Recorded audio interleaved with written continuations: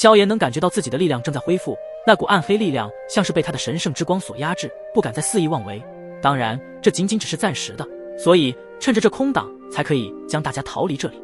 众人也被萧炎的这股力量所震撼，特别是神元宫的三大主母看着眼前的这位黑袍青年，眼中满是敬畏和感激之色。在这一刻，萧炎不仅是他们的救星，更是黑暗中的一道光明，也是希望的象征。无上的传承者总是能够在危难之际做出意想不到的奇迹。萧炎身披神圣之光，犹如天神降临，他身边的众人被这神圣光芒紧紧包裹，仿佛置身于一个无形的泡泡之中。随着萧炎的手势一挥，众人瞬间化作一道流光，从原地消失，只留下一串耀眼的光轨在空气中迅速消散。那片空间原本被黑神仙灵王的暗黑曜日的力量所笼罩，一片死寂与黑暗。然而萧炎居然能够找到了短暂的空档，逃脱了出去。当萧炎、沐尘他们逃逸成功后，四周的黑暗如同潮水般迅速退去，恢复了原本的宁静和虚无。那些先天神灵们目睹这一切，表情骤变，愤怒与震惊交织在一起，仿佛看到了不可思议的奇迹。他们居然在仙灵王大人的暗黑曜日下逃脱了。先天神灵们议论纷纷，他们的声音中充满了不可置信以及不甘与恼怒。似乎在这一刻，他们那高高在上的神态被打破，只留下了对萧炎这股力量的心悸与疑惑。萧炎刚刚的力量展现在他们心中激起了波澜，他们开始重新审视这个下界的蝼蚁，意识到萧炎并非寻常之辈，不然也不可能拥有那股如此恐怖的神魂力量，从仙灵王大人暗黑曜日世界的规则之中逃脱出来。黑神仙灵王的眼神中难得的闪过了一丝波动，在他的世界里，一切都是被他掌控，无人能逃脱他的暗黑世界的规则。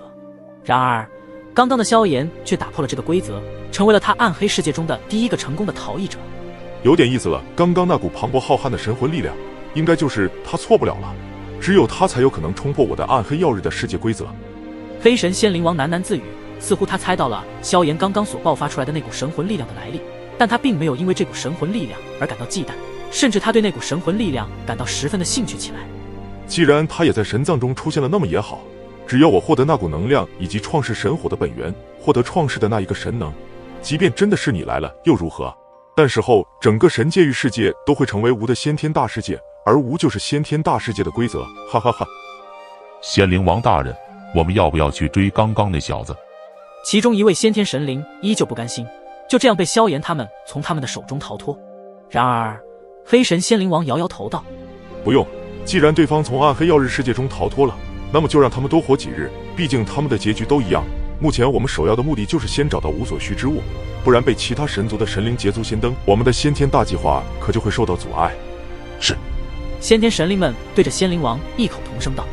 那神秘之物的位置已经被吾的先天之眼探知到具体的位置，立马前往过去。我发现有一些熟悉的神族神灵气息也朝着那个方向去了，应该也是奔着那一屋去的，我们走。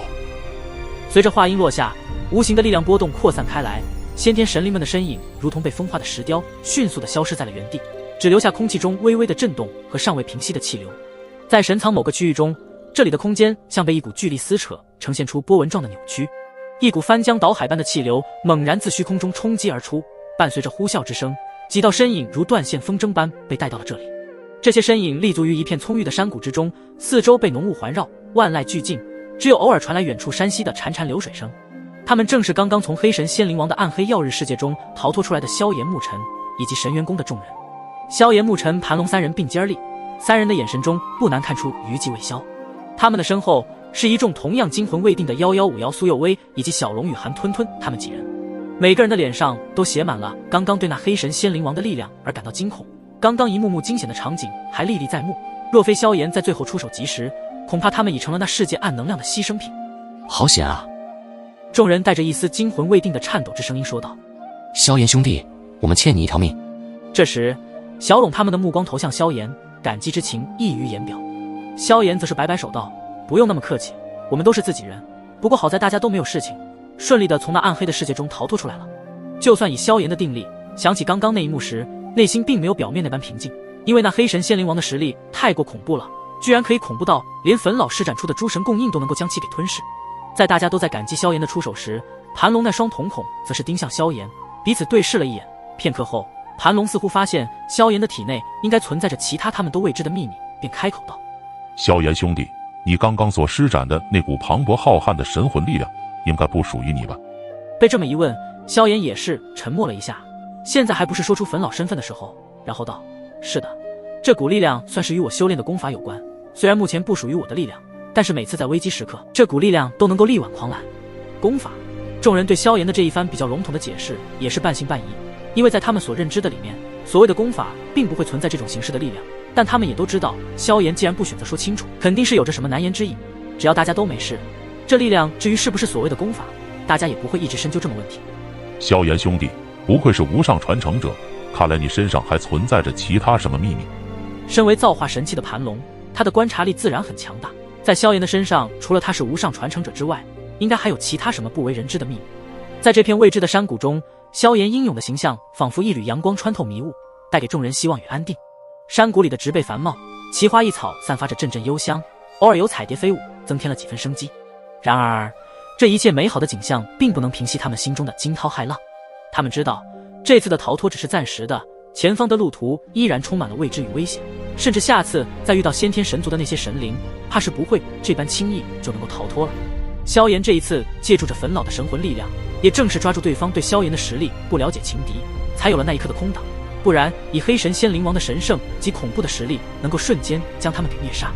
此刻众人虽然有些疲惫，但他们的神情中更多了一份坚决与勇气。就在众人交谈间，金色卷轴突兀地悬浮在沐尘的掌心之上，仿佛有着意识一般，它自沐尘的体内脱出。金色卷轴上的金光逐渐强烈，直至照亮了四周空间。众人不由自主地被这一幕所吸引，眯起了眼睛。金色光明化为一道光幕，光幕上的一处区域被标记，与他们所处的空间形成了奇异的共鸣。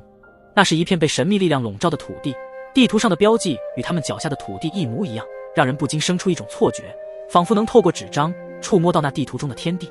紧接着，一道万丈高大的淡金色法身从卷轴中浮现，他站立在半空中，身姿威严，仿佛是古老传说中的天神降世。这座法身的双眼似乎蕴含着无尽的智慧与力量，静静地凝视着众人，让人不由得肃然起敬。这是造化天神体。人群中传来疑惑的声音，但沐尘的神情却显得异常的平静，丝毫没有因为造化天神体的程序而感到激动。因为沐尘能清晰地感受到，这座法身散发出的能量波动虽然很强烈，却并不具备造化天神体那种压倒一切的玄奥霸道。沐尘伸出手，轻轻地触摸着那淡金色的法身虚影，他的指尖传来了阵阵微弱的震动，仿佛是法身对他的一种回应。他闭上眼睛，全身心地感受着那股源自于古老传说中的力量，脸上浮现出一丝沉思的神色。在这一刻，众人的呼吸声都变得轻柔起来，生怕打扰到这份庄严而又神秘的仪式。最终，沐尘缓缓地睁开了眼，他的目光坚定而深邃，仿佛已经与那法身之间建立了某种难以言说的联系。在他内心深深地知道，这不仅仅是一次偶然的发现，更是一次属于他命运的指引，将引领他走向一个未知而又令人期待的造化之路。随着法身虚影如烟雾般消散在空气中，沐尘的目光犹如深邃的星空，仿佛在这一刻，他的内心深处与造化之路产生了某种神秘的连接。他轻声自语：我感受到了那座法身，虽非造化天神体之躯的威能，却是我踏上造化之路的第一步。